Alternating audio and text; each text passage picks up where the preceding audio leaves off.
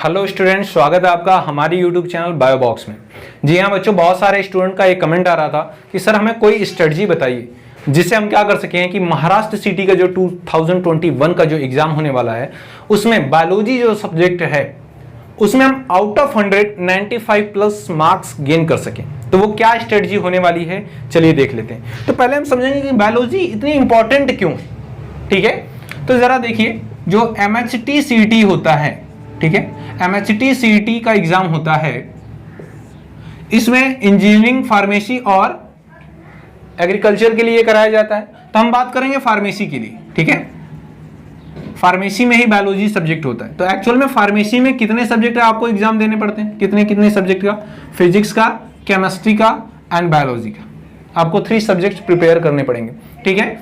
2 paper होंगे बेटा जी, physics chemistry एक साथ और बायोलॉजी एक साथ, ठीक है। तो जरा ध्यान दीजिएगा, जो फिजिक्स है वहां से आपको 50 क्वेश्चन पूछे जाते हैं, जो केमिस्ट्री है वहां से भी 50 क्वेश्चन पूछे जाते हैं, बट जो बायोलॉजी है यहां से आपको 100 क्वेश्चन पूछे जाते हैं। यानी आपके फार्मेसी के लिए जो सबसे बड़ा एडवांटेज है वो क्या है? बायोलॉजी। अगर आपके बायोलॉजी में अच्छे मार्क्स हैं तो आपकी जो रैंकिंग है वो हाई होगी। समझ में बात आ रही है आपको?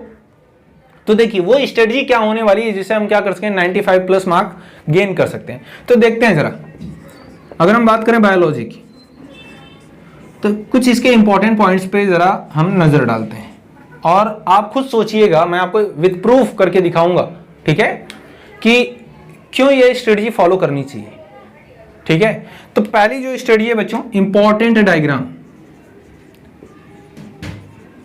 इंपॉर्टेंट डायग्राम, सर डायग्राम क्यों इतना इंपॉर्टेंट है बायोलॉजी? बच्चों डायग्राम बोलता है। बहुत सारे स्टूडेंट ऐसे हैं जो कि बस थ्योरी पढ़ते हैं, थ्योरी को रट लेते हैं, डायग्राम को देखते भी नहीं, उनकी लेबलिंग नहीं देखते, उनके स्ट्रक्चर को नहीं देखते। बट बच्चों this is very bad habit. आप प्रीवियस ईयर्स के क्वेश्चन उठाकर देखिए, वहां से डायग्राम बेस्ड भी क्वेश्चन पूछे गए हैं।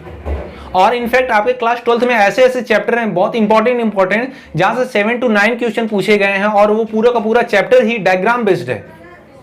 आपका chapter number 1 reproduction in lower and higher plants, diagram based पूरा का पूरा चैप्टर है। अगर आपने पॉलन ग्रेन्स का स्ट्रक्चर डेवलपमेंट पढ़ लिया, एंथर का स्ट्रक्चर पढ़ लिया, टैपिटम के बारे में जान लिया, पॉलन ट्यूब के बारे में जान लिया डायग्राम की हेल्प से, डेवलपमेंट ऑफ मेगा स्पोर्स को आपने देख लिया जो डायग्राम है आपका, स्ट्रक्चर ऑफ ओव्यूल को देख लिया, ठीक है। तो ये पूरा का पूरा चैप्टर आपका क्लियर हो जाता है। और ज्यादातर क्वेश्चन जो पूछे गए हैं वो यही से पूछे गए हैं। सिनर्जिड से क्वेश्चन पूछे गए हैं, टैपिटम से क्वेश्चन पूछे गए हैं, पोलर न्यूक्लियाई से क्वेश्चन पूछे गए हैं, डबल फर्टिलाइजेशन से क्वेश्चन पूछे गए हैं। और ये पूरा का पूरा कॉन्सेप्ट कहां से क्लियर होगा? आपका डायग्राम से क्लियर होगा। जो चैप्टर नंबर 2 है आपका, reproduction in lower and higher animals, ये भी पूरा का पूरा चैप्टर डायग्राम बेस्ड है। Structure of male reproductive system, structure of female reproductive system, structure of ova, structure of sperm, menstrual cycle का structure, development of embryo within uterus, सब structure based है। और आप जाके देखिएगा ज्यादातर जो क्वेश्चन हैं वो यहीं से पूछे गए हैं। टेस्टिस से क्वेश्चन आए हैं, स्पर्म से क्वेश्चन आए हैं, ठीक है, सेमनीफेरस ट्यूब्यूल से क्वेश्चन आए हैं, मेल सेक्स एसेसरी डक्ट से क्वेश्चन पूछे गए हैं, मेल सेक्स एसेसरी ग्लैंड से क्वेश्चन पूछे गए हैं, फैलोपियन ट्यूब से क्वेश्चन पूछा गया है, यूटेरस से क्वेश्चन पूछा गया है, एम्पुला से क्वेश्चन पूछा गया है, ओवेरी से क्वेश्चन पूछे गए हैं, स्पर्म से क्वेश्चन पूछे गए। ये सब कहां से क्लियर होगा आपको बताइए? स्ट्रक्चर से। Because in the biology diagram बोलता है।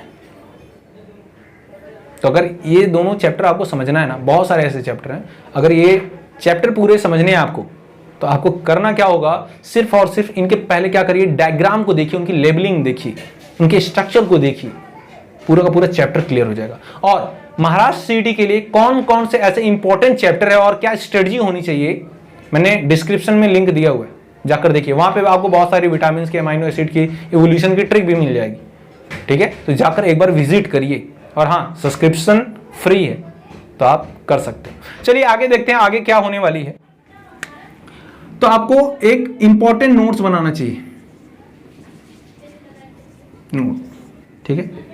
इंपॉर्टेंट नोट किस लिए? कैप्सूल, ज्यादा से ज्यादा पर्टिकुलर चैप्टर का जो कंटेंट है उसे एक ही पेज पर ला दीजिए, ठीक है, जिससे क्या हो सके आप ज्यादा से ज्यादा चीजों को मेमोराइज कर सकें with in a short time. और क्या बच्चों?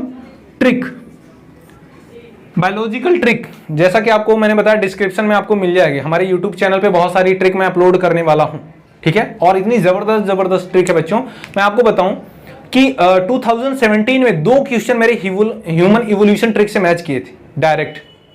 तो बस आपको क्या करना है, 5 to 10 मिनट की वीडियो देखनी है, आपके 2 क्वेश्चन पक्के हैं वहां से। आप चाहे नीट का एग्जाम दो, चाहे महाराष्ट्र सिटी का दो, चाहे ओवरऑल इंडिया कोई भी एग्जाम दो बायोलॉजी का, वहां से पूछे जाएंगे। अभी मैं कुछ दिन बाद 206 बोन की ट्रिक मैं बताने वाला हूं आपको। 206 बोन आप अपनी फिंगर टिप पे काउंट कर सकते हो, उनके नेम, स्ट्रक्चर, कुछ फंक्शंस, सभी के सभी, ठीक है। तो बहुत ही इंपॉर्टेंट होने वाली। अब जरा समझिएगा, कुछ बच्चे होते एक बार पढ़ लिया बट रिवीजन नहीं करते, ठीक है, रिवीजन नहीं करते बच्चों, और ये भी उनकी प्रॉब्लम। एक बार पढ़ लिया बट रिवीजन नहीं किया, तो आपको एटलीस्ट 7 to 10 डेज रखना है रिवीजन के लिए, और उसमें कुछ भी नया नहीं पढ़ना है। और कुछ बच्चे रिवीजन भी कर लेते हैं, चलो ठीक है भूल गए थे पढ़ लिया, बट वो क्या करते हैं, क्वेश्चन को सॉल्व नहीं करते, ठीक है। क्वेश्चन को आपको सॉल्व जरूर करना है। प्रीवियस ईयर्स के क्वेश्चन हो गए और चैप्टर वाइज क्वेश्चन हो गए। जैसे सपोज करिए आपने कोई भी चैप्टर पढ़ा, सपोज कर लिया आपने इवोल्यूशन पढ़ा, तो इवोल्यूशन चैप्टर पे क्या करिए, पहले चैप्टर वाइज क्वेश्चन सॉल्व करिए, एटलीस्ट 50 क्वेश्चन सॉल्व करिए, जिससे क्या हो कि आपको ये पता चल सके कि उस पर्टिकुलर चैप्टर से किस टाइप के क्वेश्चन फ्रेम होते हैं, किस टाइप के क्वेश्चन पूछे जाते हैं। और जब आप क्वेश्चन सॉल्व करेंगे ना, तो आपका जो कॉन्सेप्ट है वो ज्यादा क्लियर होता है। तो आपको पता चलता है वहां पे कि नहीं, ये जो पर्टिकुलर लाइन ये कितनी इंपॉर्टेंट है, इसमें ये जो पर्टिकुलर वर्ड है ये कितना इंपॉर्टेंट है, और यहीं से क्वेश्चन पूछे गए। आप देखेंगे कि जो क्वेश्चन है वो रिपीट जल्दी नहीं होते, लेकिन जो कॉन्सेप्ट है वो रिपीट होता है। मैं आपको बताऊं, सेल साइकिल सेल डिवीजन एक चैप्टर है आपकी बुक में, क्लास 11 में, सेल डिवीजन। वहां पर जो क्रॉसिंग ओवर होता है, क्रॉसिंग ओवर से हर एक एग्जाम में अगेन एंड अगेन ये क्वेश्चन रिपीट होता है। मियोसिस फर्स्ट की, प्रोफेज फर्स्ट के, पैचेटिन सब स्टेज में होता है, अगेन एंड अगेन, ठीक है। बिटवीन नॉन होमोलॉगस क्रोमोसोम होता है, ठीक है, sorry, between non sister chromatids of homologous chromosome होता है क्रॉसिंग ओवर, ठीक है। तो क्रॉसिंग ओवर जो होता है ना, यहां से question again and again repeated है, कॉन्सेप्ट वही रहेगा, क्वेश्चन में थोड़ा सा वो क्या कर देंगे, उसे ट्विस्ट कर देते हैं क्वेश्चन को, ठीक है। तो ये कुछ स्ट्रेटजी है जिसे आप फॉलो करके out of 100 95 plus mark gain कर सकते हो। मैं आपके साथ रहूंगा जब तक कि महाराष्ट्र सीटी का एग्जाम ना हो जाए, ठीक है। मैं आपके साथ हूं, बस आपको मेरा साथ देना है, ठीक है, लगे रहना है, और जरूर हम महाराष्ट्र सीटी को क्रैक करके रहेंगे। अगर आप किसी पर्टिकुलर टॉपिक पर वीडियो बनाऊं, तो आप कमेंट सेक्शन में जाइए और उसे लिखिए, मैं उस पर्टिकुलर टॉपिक पर वीडियो बना के आपको प्रोवाइड कर दूंगा। तो आज के लिए बस इतना ही, मिलते हैं नेक्स्ट वीडियो में, तब तक के लिए जय।